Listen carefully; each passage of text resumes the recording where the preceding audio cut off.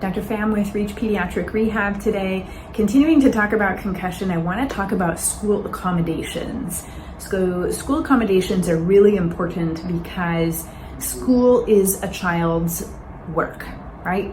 And so we want kids to be able to get back to school. We want them to be learning. We want them to be able to show what they're learning, to demonstrate what they're learning, but only to the point that they're still recovering from their concussion.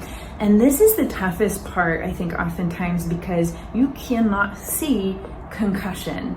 You cannot see that someone has had a concussion visually just by looking at them. And so a lot of educators really struggle with this. And so having a child and family who is able to really advocate for them is very important.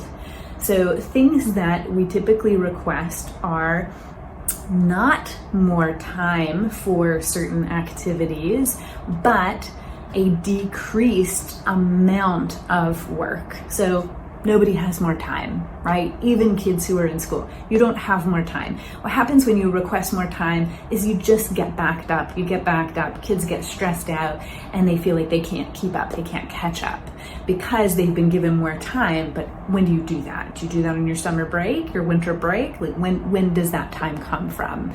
And so what I typically recommend is decreasing the amount of homework, decreasing the length of testing, such that you're still able to learn, a child is still able to learn, a child is still able to demonstrate their knowledge, but not to the point where it makes them feel worse.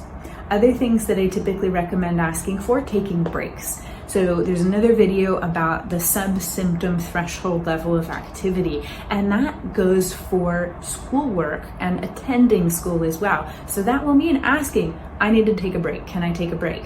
And not feeling bad about it. A lot of kids feel bad. I don't want to take a break. I don't want to look different. I don't want to raise my hand, and so really encouraging that taking a break, how important that is, and important in your recovery from concussion. So advocate for that, advocate for maybe a discreet way to say, hey, I'm gonna step out and take a break, so that you don't have to really put it out there that you're different for all the other kids in your class.